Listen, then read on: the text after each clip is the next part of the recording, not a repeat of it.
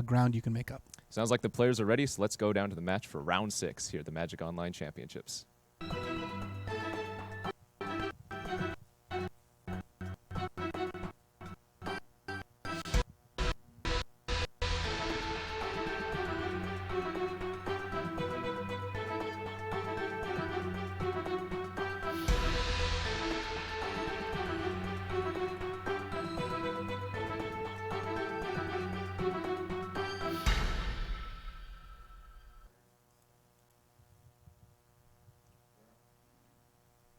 All right, here we are, and you can see the players here getting ready for their match.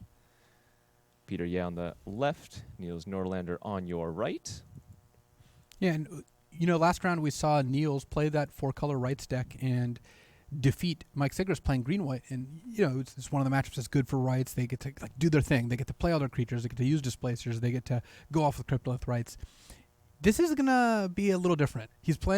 Niels is playing against Peter Ye, who's playing Grixis Control, and this is one of the decks that you don't want to face when you're playing the rights deck. I got bashed by Grixis and red-black over and over again when playing rights, and part of it is they just kill all of your creatures. It's kind of as simple as that. That is their game plan. They're just all creature removal, and so it can be tough, especially when the Grixis deck has such good card advantage engines like Read the Bones and Goblin Dark Dwellers. So if Niels has such important creatures, we were talking about it in the last match, Eldrazi Displacer, Zulaport Cutthroat, which he's actually only running one of in the main, Duskwatch Recruiter. If Peter has the necessary removal, is it going to be really, really hard for him to come back from that?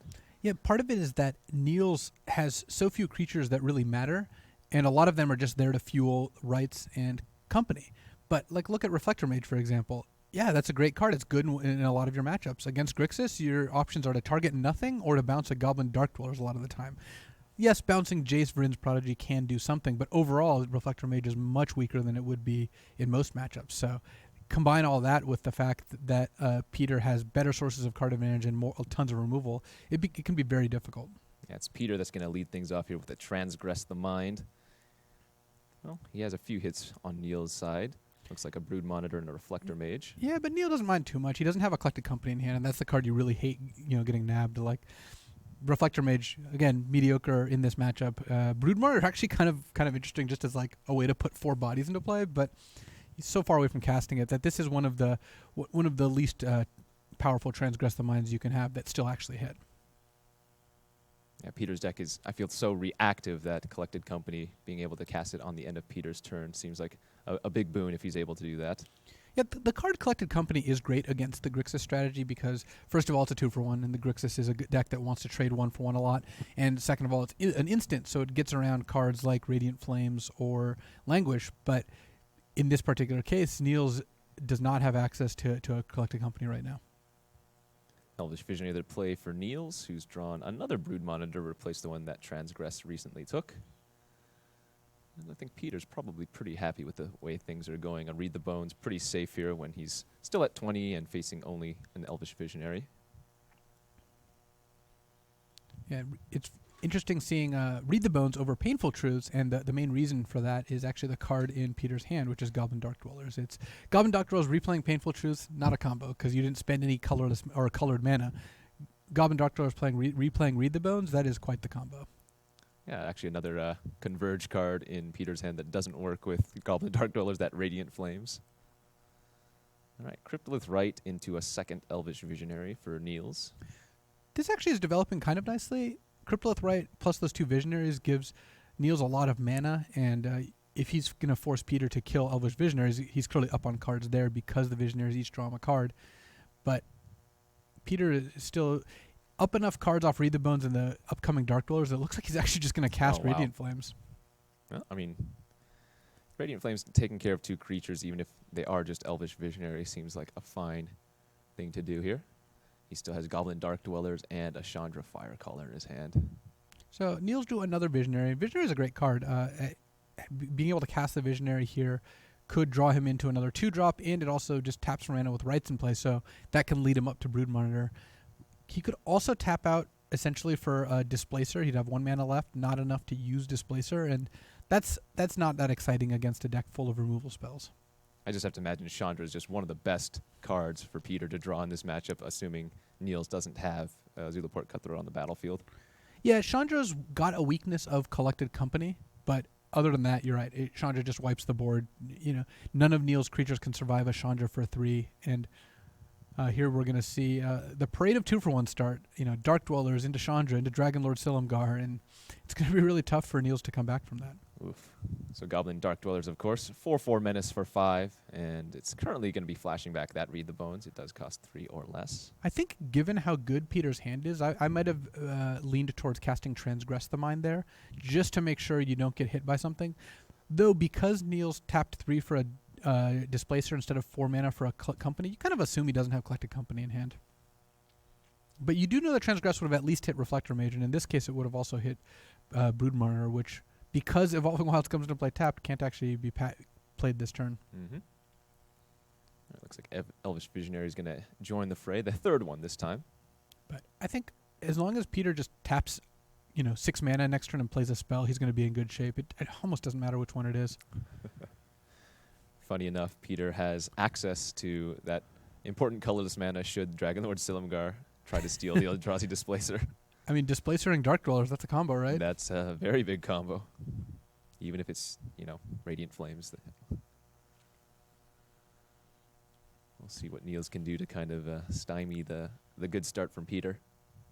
Yeah, the double Read the Bones did put Peter pretty far ahead here. And here you see Niels going for the grinding value plan. Play Elvish Visionary, use Displacer, blink Elvish Visionary. I'm not sure that can outrace what Peter's about to be doing here. Oh, no. Look at Peter's hand. It's Chandra, Dragonlord Silumgar, Kolaghan's Command, Ruinous Path, Fiery Impulse. Every single one of those cards kills one or more creatures, or I suppose steals one. So Peter's looking at his hand is like, well, how am I going to kill all my opponent's creatures? Let's see. Do I do it this way or this way or this way? Yeah. Luckily for Niels, he has a Kolaghan's Command protection. Because he drew a second copy of Cryptolith Rites, if he's forced to discard a card, he can discard that Cryptolith Rites right away. Well, we got to find something for Niels to have a good position about. Yeah, we've got to look for the upsides. Yeah, one of the upsides of being in Niels' position in this game too is he's on Magic Island. He can join another draft. That's frequently been our strategy when we encounter such such game states. I recall somebody quad queuing not too recently. Yeah, this is a quad format tournament, but when I was quad queuing, it was more about the queues and less about the formats. Fair enough. All right, an attack from Goblin Dark Dwellers from Peter, and then a follow-up Chandra Flamecaller.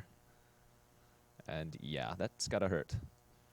Yeah, Chandra can tick down for 3, kill Displacer and Visionary. That leaves Niels able to tap out for a Brood Monitor now, but even then, Chandra can go -1, kill all the tokens. Dragonlord Silumgar can maybe steal the Brood Monitor. Fiery Impulse can just take care of the Brood Monitor. Niels just has not really many great options. It's actually after sideboard that it gets a lot more interesting. And we'll see. I suspect we'll be seeing sideboarding in the not necessarily right away, but in the near future, because even though Peter's far ahead, the Grixis deck isn't known for killing all that fast. Though I suppose Chandra is a fairly quick clock. Yes, indeed. And Niels already on 13 life. In fact, 2 hits from the Chandra Elemental tokens plus the Goblin Dark Dwellers would be enough. All right, there's that Brood Monitor. Ultimate Price has no targets in play, at least on Niels' side of the board, because Brood Monitor is devoid, so it does not count as a monocolored creature. Take a good look at Brood Monitor there. Some nice synergies in the deck. Unfortunately for Niels, Peter just has a grip full of mono removal. Peter going to lead Niels down the path of ruin, it would seem. Oh yeah. Though I actually think that card is unlikely to be cast this turn. It's potential, but so what can Peter do? He can do something like Dragonlord Silumgar, take your Brood Monitor, fire Chandra for 1, attack for 4. And then that puts Niels on a 1-turn clock. He can also go Dragonlord Silumgar, Fiery Impulse, one of your tokens. It seems safer to remove all the tokens because if you look at Westvale Abbey, then which is hiding in Niels' hand. If Niels somehow, some way, is able to sneak out an Ormondal, then Peter doesn't actually have a great answer to it, assuming he's already played his Dragonlord Silumgar. Of course, Dragonlord Silumgar is a great answer to Ormondal.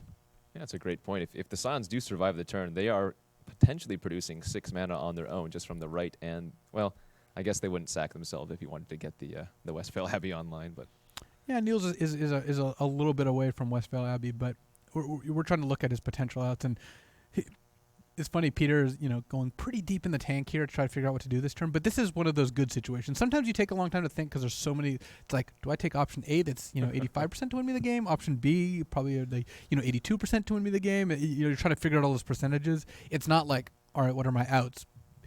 Peter, I think if he just tapped 6 mana and played 6 mana worth of spells this game or this turn, he's going to be in good shape. It almost doesn't matter what those spells are. Let's see what Peter finally opts on. I mean, again, like you said, everything at the tip of his fingers, all the options. And it looks like Chandra is going to take care of those Eldrazi Scions. Of course, Chandra minus X, in this case 1. Dark Dwellers hitting in with Menace, and then potentially just using Fiery Impulse, but it looks like it is going to be. I mean, this was the play that I, had without delving into all the options, just looked like the best on the surface, because that puts Niels on a 1-turn clock and has nothing in play. They're usually good things to do. You do know that Niels has a Reflector Mage in hand from earlier Transgress the Mind, so Peter has to expect Reflector Mage to maybe bounce Silumgar, or potentially bounce Broodmonitor back to Niels' own hand. Yeah, Niels actually has a pretty decent turn here. He can Reflector Mage the Dragonlord Silumgar, get back his Brood Monitor, and then hold up Collected Company. Yeah, that is. I mean, Collected Company is just a good draw. Even in games where you're not doing great, Collected Company is a great draw. Oh, it looks like he might main phase the Collected Company. Or maybe he just clicked on that accidentally, but... Against a deck without counterspells, you're generally not going to want to main phase Collected Company, but one advantage of doing so is he could hit a Reflector Mage right now and maybe have more information about what he wants to select with Company. I see. So he wouldn't want the redundancy of a second Reflector Mage, potentially? Yeah, that is possible. All right, well, we'll see what Collected Company finds here. Very rarely does it completely whiff, especially in this deck where it has so many creatures. So presumably he's choosing between multiple creatures here at this point, which I wonder what that's like to be able to choose between creatures with Collected Company. I generally just get to put in one and go from there. At least the choices are easy then. Yeah. Or maybe the choice, I should say. Yeah. It's always your best card, though, right? Well, it's someone's best card. It's Okay. the best card in Standard, but not necessarily. It depends on who's casting it. Oh, I meant the creature, the one creature that you hit off of your Collected Companies. Yeah, it's usually Loam Dryad, if we're being honest. Okay. Actually, not if we're being honest, but still. It looks like Niels might have some difficult options here.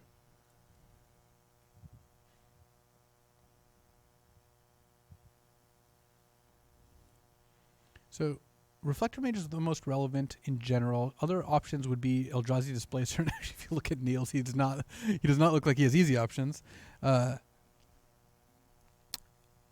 Catacomb Sifter is a card that can at least block the Goblin Dark Dwellers, but we assume he's just choosing between different 3-drops here.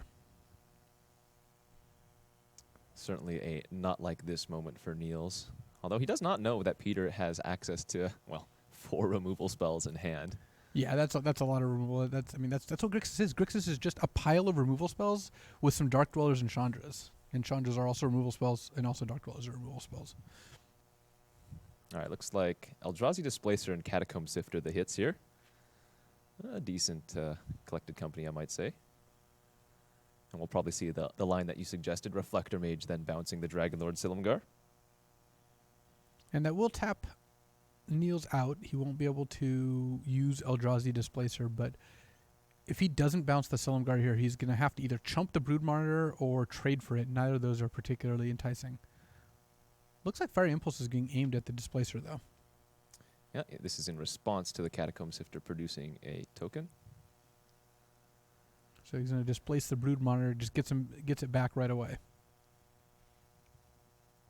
Alrighty, a pretty good play. Of course, the Brood Monitor returning to his side of the battlefield, producing 3 extra tokens. And you know what?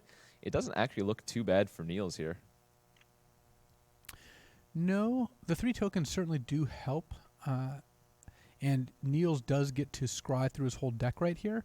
But, Peter still gets to kill all the creatures. He can't kill every single token, but between Kolaghan's Command and Ruinous Path, he can go a pretty long way. And just like in some of the previous matches, again, we see the Eldrazi Displacer, Catacomb Sifter, Brood Monitor, Wombo combos. Brood Monitor entering the battlefield, producing 3 more of those tokens. What technically is the difference between a Wombo combo and just like a combo? Combo is like, well, they're the same thing, but Wombo combo sounds better. All right. That's what I suspected, but I had to put you on the spot. I guess Wombo combo would him having the Zulaport Cutthroat. Cutthroat Yes, in play? Yeah. that would be the Wombo combo. This is just a combo.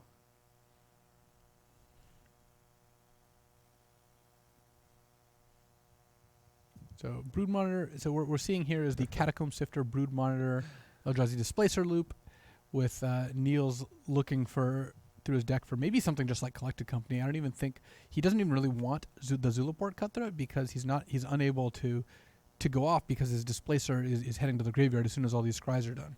Yeah, that's a good point. Do you think he just looks for Collected Company here? In fact, he could maybe stack. Well, given enough time, could he stack his deck with enough scries to where the Collected Company would hit Cutthroat and Displacer? Well, because scries all one at a time, you can't change the order. Right, So right. if there was a company next to underneath a company on top of a Cutthroat, then yes, you could do that. But if they're just like 10 cards apart, you can't scry and change that.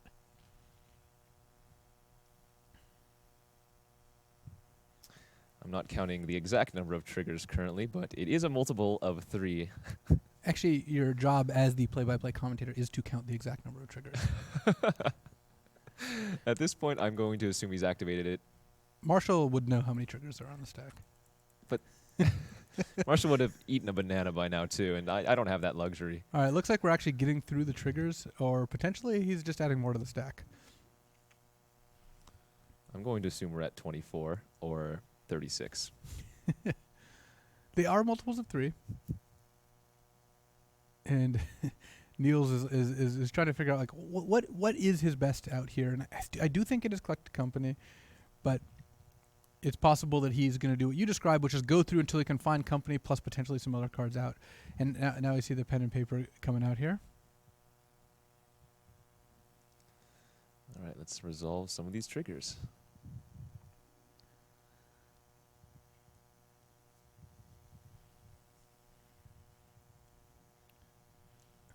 I think Niels is actually secretly making Marshall's job easier because if this is the last match, then the red zone has to queue up fewer matches. All right, here we go. Oh, yeah. Don't forget, this is game 1? This is game 1. This is game 1, yeah. So players are still not sideboarded. As you were mentioning, Peter has a pretty good game versus the 4-color rights deck. Right, let's talk about sideboarding while Niels resolves all these Sure. triggers. One of the dynamics that changes the most in boarding with the 4-color rights deck is you take out Rights and Loam Dryads. Okay. In the general case, I don't know what Niels is exactly doing, and some amount of the combo cards, and you put in Sylvan Advocate, Reality Smasher, Negate, and Transgress the Mind, and you just end up with this like mid-range beatdown deck that has negates and transgresses. It's kind of sweet actually. Reality Smasher is a really good card. It didn't exactly smash Legacy today, I suppose, but we did see it in play today in Legacy, and against this Grixis deck, Reality Smasher is quite an effective card. Yeah, Niels has access to 4 Reality Smashers in his sideboard. Is this just like the best matchup for those Smashers to come in? Yeah, it's still not a good matchup overall, but the Smashers do help more than any other card. And here we can now see that Niels is scrying, Evolving Wilds and Loam Dryads and other such cards to the bottom. We'll see what he ends up on here. We're finally down to a reasonable amount of triggers. Remember, this all started with a Fiery Impulse targeting the Eldrazi Displacer.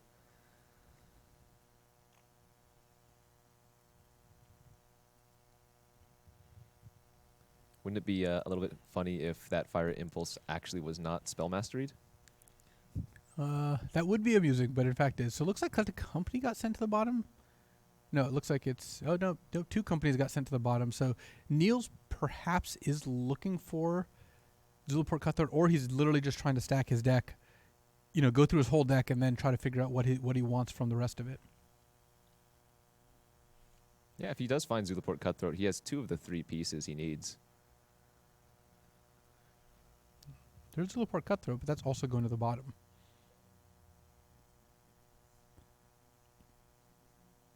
This is why this combo is so powerful. Yeah, that it puts the Wombo in the Wombo combo. Indeed.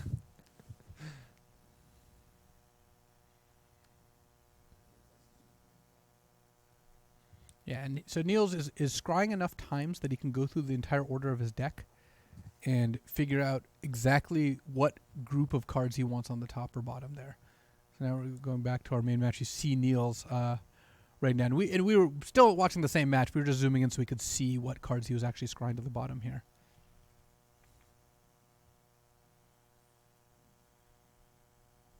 All right, so we're going to add some more Eldrazi Displacer, Brood Monitor, Catacomb Sifter triggers on that stack. What does Peter bring in from his sideboard?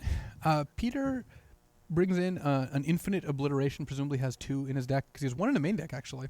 Part of the Dark Petition package. He's got 1 Dark Petition in the main, 1 Dark Petition in the side. And it's actually funny. Game 1, often Infinite Obliteration will name like Brood Monitor or Eldrazi Displacer. Post-board, you actually just name Reality Smasher a lot of the time. And then, other than that, cards like Radiant Flames, if you want more of those. It's funny that Virulent Plague, which gives all tokens -2/-2, sounds like a card you'll want against this combo, but because so much of the deck is not focused on the combo post-board, I don't think you actually want Virulent Plague against the deck. We'll see if Peter finds that to be true as well, or if he thinks he still needs that against the Brood Monitor and Catacomb Sifter tokens. Part of the thing that's tough for Peter, and it's pretty brutal to be in the spot, is all his cards are great, so what do you sideboard out? That is like maybe you take out some Kolagun's commands because you're not playing against much removal. You maybe don't need like all of the 3-mana removal like Ruinous Path. So, but for the most part, Peter's in pretty good shape.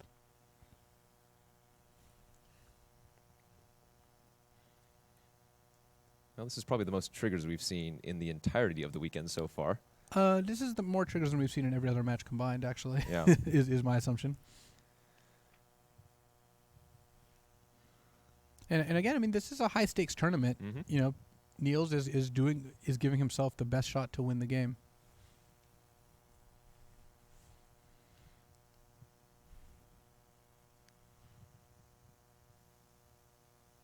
And he's going pretty deep here.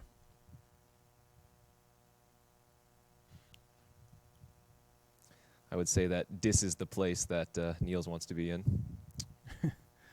Yeah. You would and did say that, actually. All right, fine, D-. All right, we can see that scrying still going on. He's counting through his cards that he's listed.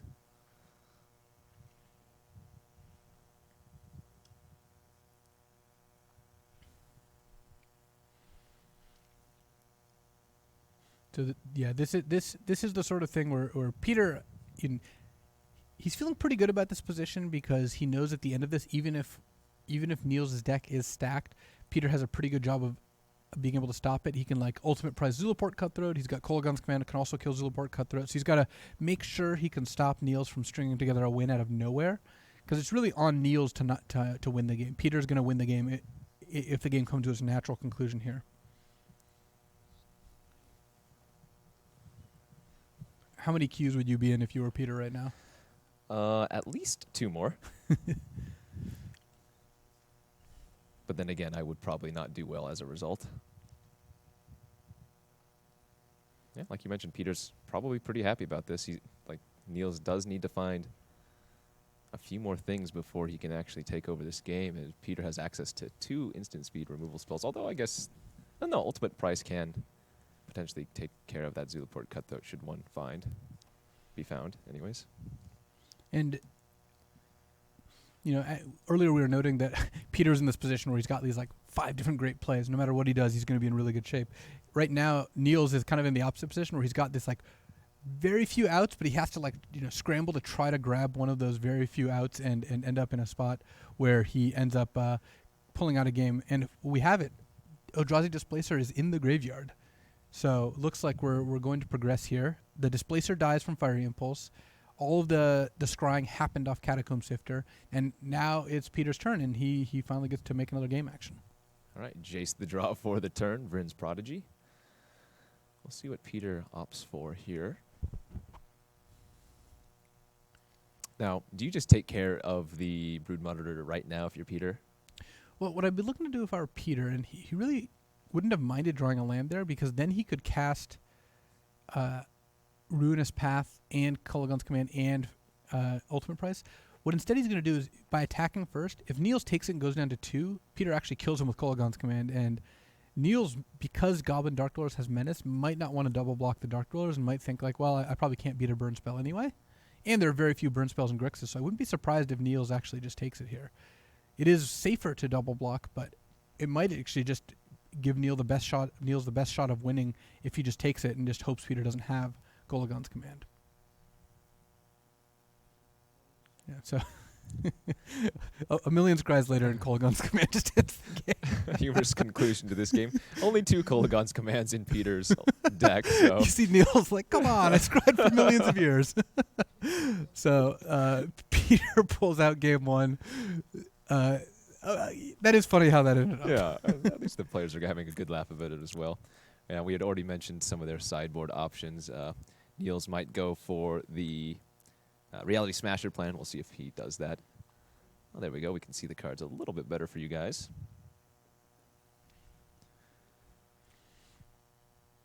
Alrighty.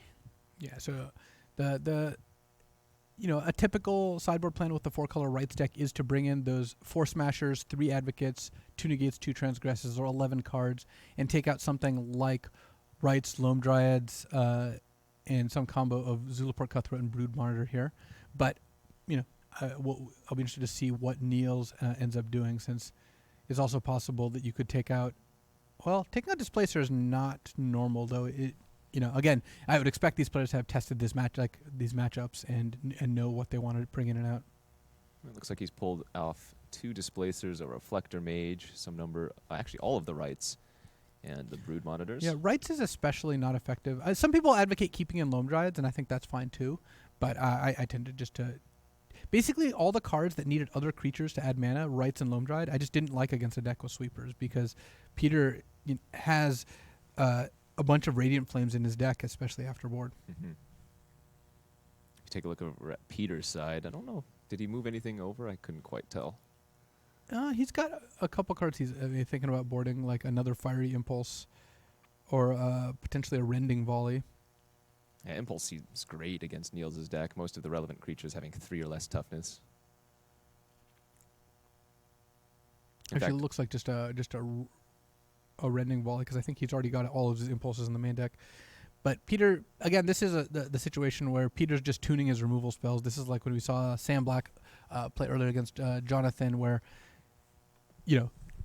Niels is drastically adjusting how his deck works. He's like taking out the combo and Rights and putting in a bunch of threats, whereas Peter's just like, well, this removal spell is slightly better than this one. I guess I'll play this one.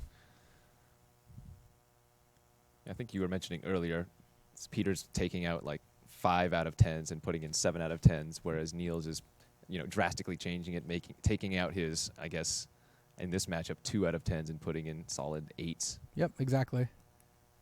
And it's rare in Standard that you actually have a 10 out of 10 to bring in, so I think that I can't fault players for not ending up there, just because the cards in Standard tend not to be quite as swingy when it comes to sideboarding. Looks like Niels only brought in 1 of his negates. We'll see how his game plan pans out. Peter only with 8 seconds left to submit.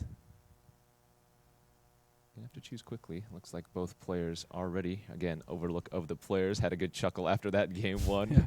Scry. Okay, shock you. All right, and it looks like the match is almost ready. So we're going to go down to game 2 here between Peter Yeh and Niels Norlander in this round 6 standard match of the Magic Online Championships.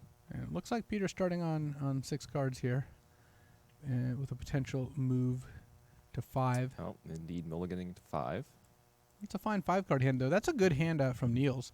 Turn 1 Loam Dryad, turn 2 Elvish Visionary. He's setting up a turn 4 Reality Smasher. Actually, what I think is going to happen is Niels is going to play a turn 2. Actually, would play Visionary over Advocate because you really want to hit land drops.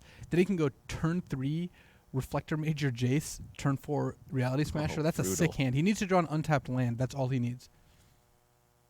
Well, like you mentioned, he's going to want to find that land, so Elvish Visionary is the play. Well, another Advocate is not exactly what he's looking for. But now you can cast Reflector Mage even without playing a land, and then you can play an Evolving Wilds as the tap land. So if Niels draws an untapped land, I think he's in really good shape. Even if he doesn't, I think he's in pretty solid shape. Well, now he has an option. Catacomb Sifter and Reflector Mage, both able to be cast here.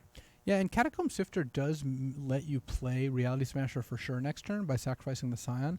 So that is tempting, but when your opponent mulls to 5, bouncing their Jace is pretty tempting too. All right, Island off of the Evolving Wilds. We'll see what Niels wants to do. Looks like he's sifting. Indeed it is. He just wants to get that early Reality Smasher. All right. Peter's going to do his thing with the Jace, Vryn's Prodigy. Well, Peter found the untapped third land because he got to keep his Jace in play. So now he can discard either, I guess, assume Ruinous Path, potentially Smoldering Marsh, though that's a little greedy, and then Infinite Oblation, and just name Reality Smasher. Oh, man. This is brutal. Now, again, Peter doesn't know what's in Niels' hand, but he does know the sideboarding options. Yeah, and I think that this is a pretty clear Reality Smasher, which is, in fact, what got named. Brutal. Yeah, Jace got the untapped land, so there is a cost to not bouncing Jace, though, of course, if Niels didn't draw an untapped land, he wasn't casting Smasher either, so it is pretty close either way. So now, not only does Peter get to see what's in Niels' hand, Peter also gets to have more information about how Niels sideboarded. Again, the players have deck lists, so it's not quite as useful as it would be if he didn't have deck lists, but it's still good to know how your opponent sideboarded. Yeah, definitely. He can know what to play around later in the game as Niels continues to progress his board. Though I think that Peter is in quite a bit of trouble here, even with the nice nab on the Infinite Obliteration. Just some results here as the Infinite Obliteration gets resolved. Looks like Jonathan Angelescu defeated Magnus Lanto 2-0. Jerry Thompson defeats Mike Sigris 2-0 in the other matches of this round 6. Yeah, and I believe that Jerry and Mike Sigris tested together. They played 2 of the same decks so far, both in Legacy and in Standard. So having to play your testing partner in the mirror at 2 and 3 is not really where you want to be. Another Catacomb Sifter off the top for Niels here. And he does not seem to want to Reflector Mage that Jace. He must be saving Reflector Mage for something like Kalidas, which Peter has 3 main deck Kalidas, Trader of Get. And we didn't see a single one last game. Well, I can only imagine Niels is going to feel pretty poor if Jace loots into... How many Radiant Flames? Radiant Flames. Yeah, does Peter have? 2 in the main and 2 in the board, so he could have up to 4 right now. So if you're Peter here, do you take this turn to read the bones and try to set up one of those mass removal spells? I don't know that he's got a better option because casting Kolagon's Command is just not going to get anything done. You can kill the Loam Dryad, that's about it. Whereas casting Read the Bones, let's see, you go down to 12, and then you get attacked for 8 potentially, putting you to 4. And then if you have Radiant Flames, though, you get to wipe the board. So, yeah, I would be looking to cast Radiant Flames, and I'd probably discard the Smoldering Marsh here, though I think Kolagon's Command is the second most likely card. Okay. One reason is that you're going to play Wandering Fumarole this turn, and Marsh is just going to come to play tap next turn. Definitely makes sense. Well, the Read the Bones found a Jace and another Smoldering Marsh, so not exactly what Peter was looking for. Yeah, I got Foreboding Ruins, which is not really going to get Peter there.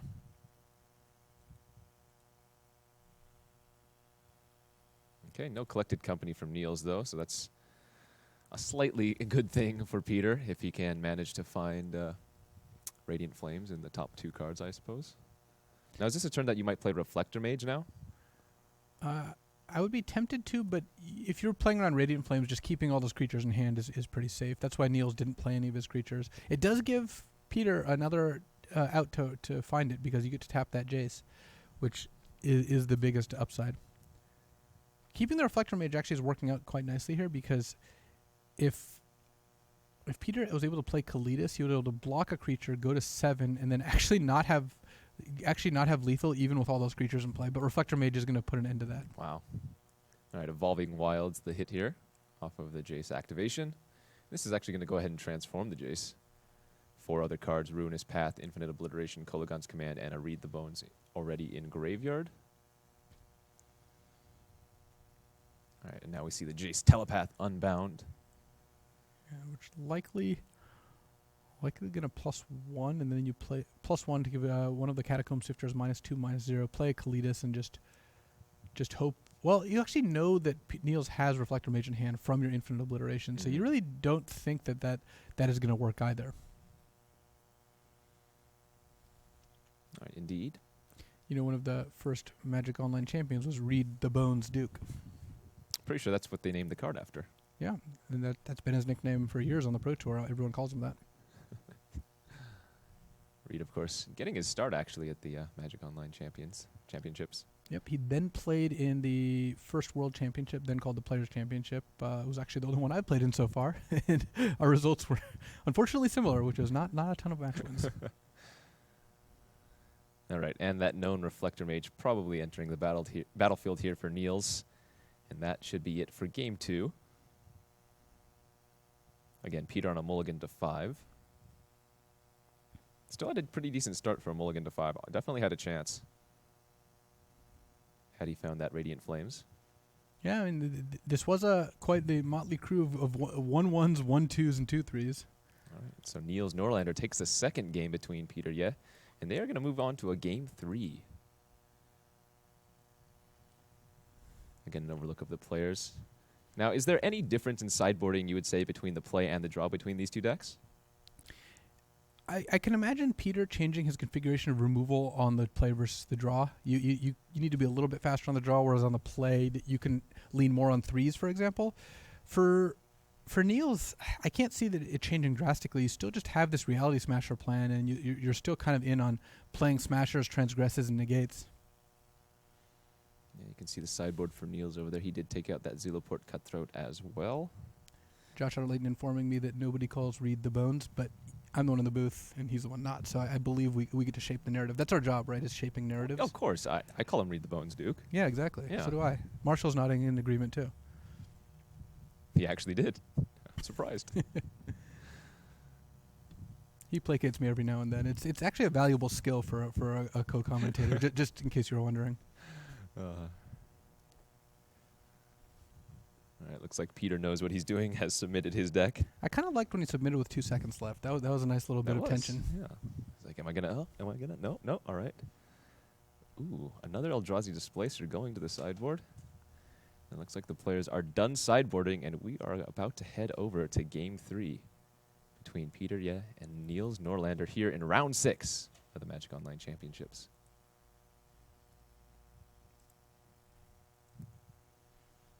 Down to the match. Opening hands. What do we see here?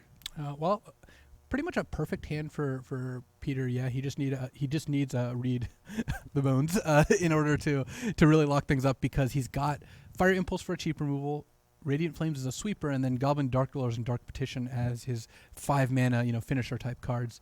Whereas Niels has a hand which he can't be super happy about. He's deciding actually whether he wants to mulligan. It's funny because it was a 3-land 4-spell hand, but it didn't do anything. Yeah. Sifter, Displacer, Negate are just not the cards you want to see. Oh, and he mulligans down to a 5-lander with the 1 spell, 5-lander, 1 spell being Sylvan Advocate. But luckily he's got multi-format all-star Elvish Visionary here to pull him out of it. Yeah, and Peter just developing out his lands. Gonna feel pretty good about this position. Yeah, given enough time, the Grixis deck will win. So being able to stabilize and not worry too much about it. I could actually see him on turn 5 if Niels hasn't hit 5 land by then, if he hasn't drawn a Loam Dryad, going Dark Petition, get Infinite Obliteration, assuming he has Spell Mastery, and immediately cast it on Reality Smasher, because Smasher is just the one card in Niels' deck that's so good against Grixis.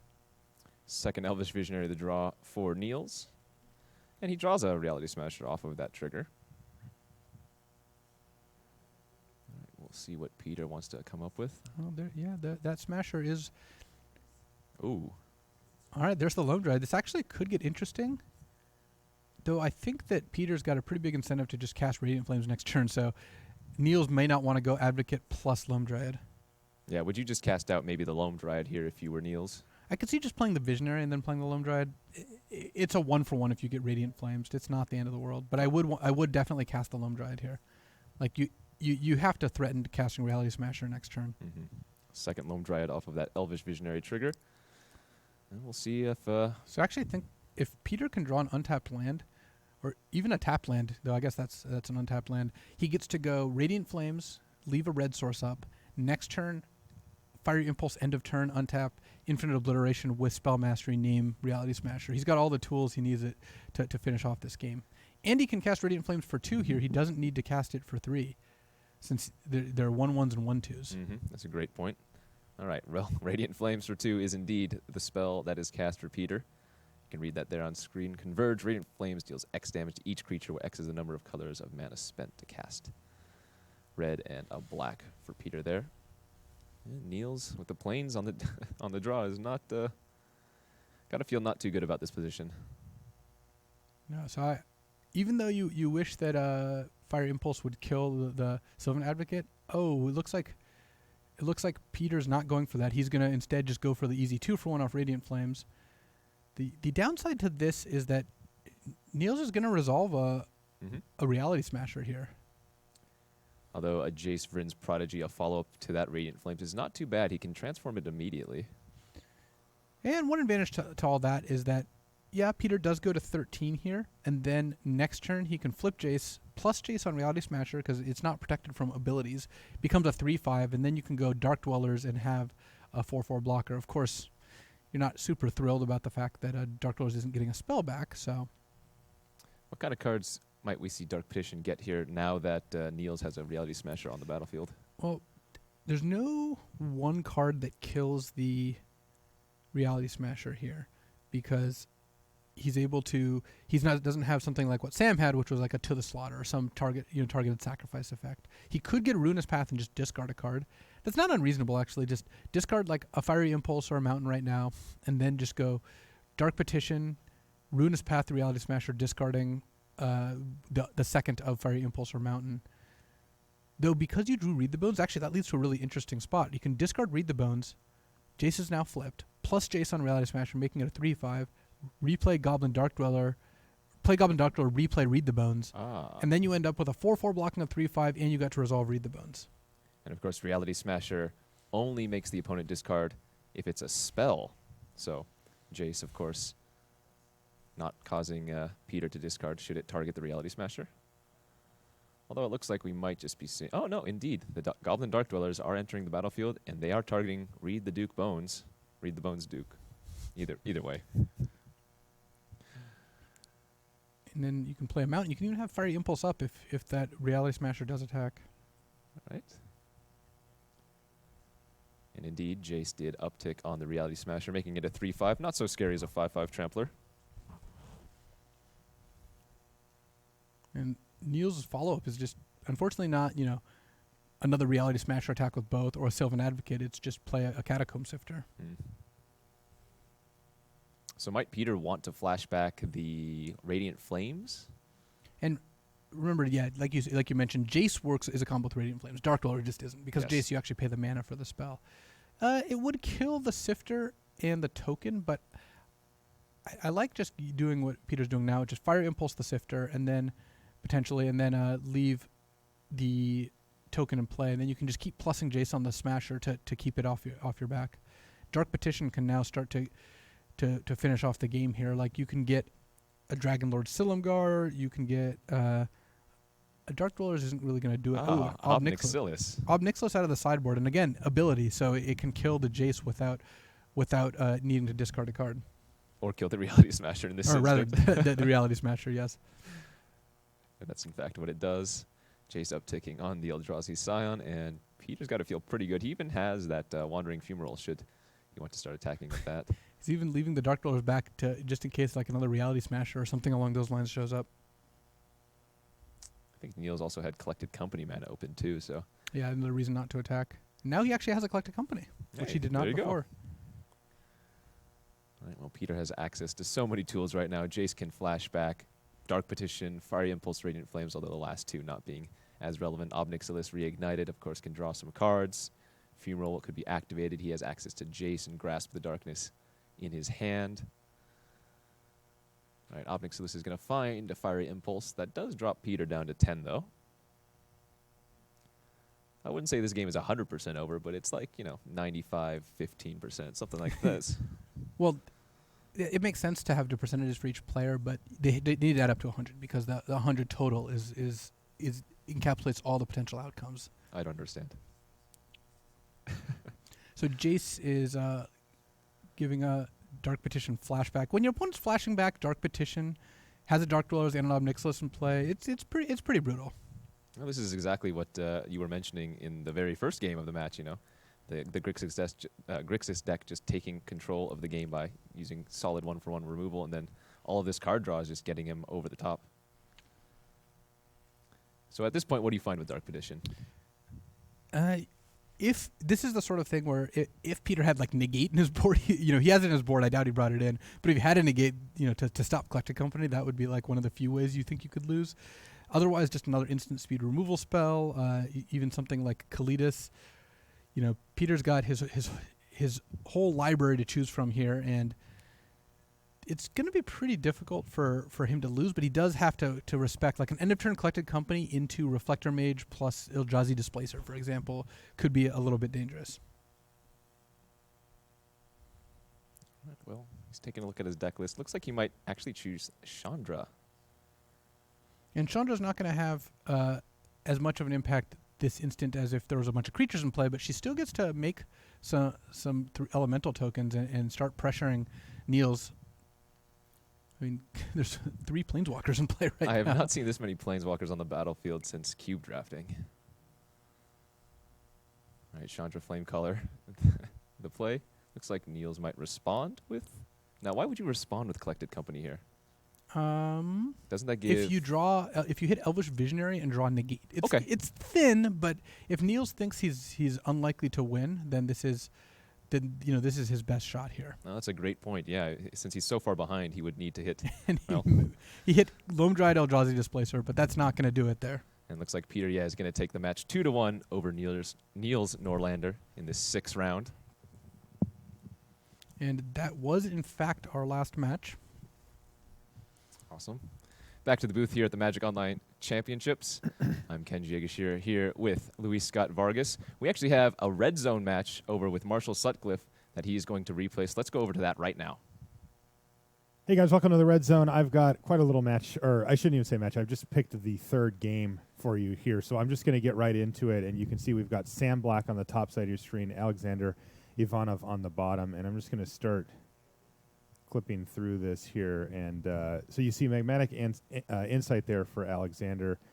A Duress from Sam Black is going to take away Anissa's Pilgrimage. And this game starts off pretty tame. I think this is, there's a Tireless Tracker. You got a Sylvan Advocate offering the trade.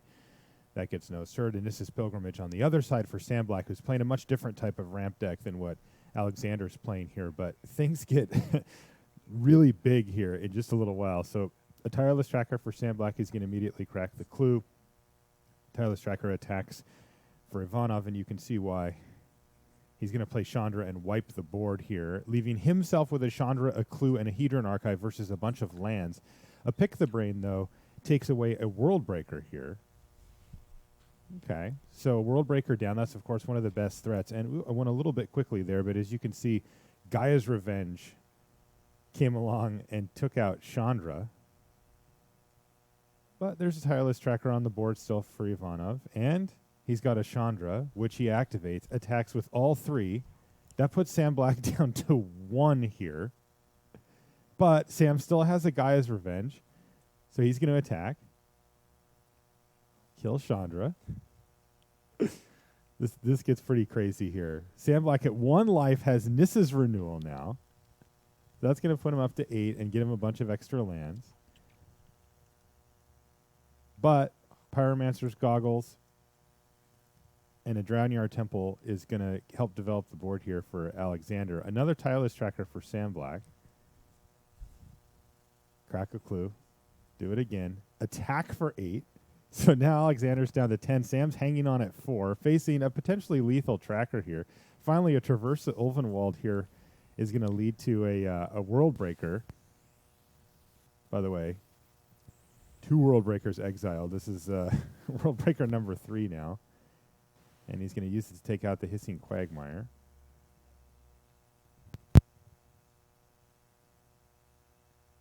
This is going to be a forced trade here as Talia's Tracker goes down. Now check this out. Gaia's Revenge gets to attack right by World Breaker because even though it looks like it's green, it's actually colorless. So Gaia's Revenge just doesn't care and knocks Alexander down to 2, leaving Sam at 4, who has his own copy of World Breaker and an Explosive Vegetation, and now he's just got to keep his fingers crossed, which he was literally doing. And there you go. Hedron Archive is the only thing that Alexander can come up with. Sam Black attacks with both creatures and takes the match. So exciting stuff down there. I know a lot of the matches are winding down in the feature match area, but this was one in particular, especially with Sam, near the top of the leaderboards there as well. Send it back to the booth. Always awesome to see cards like Gaia's Revenge. Sounds like that's it for round number 6 here, but we're going to do a quick interview. Don't go anywhere, friends. We'll be right back.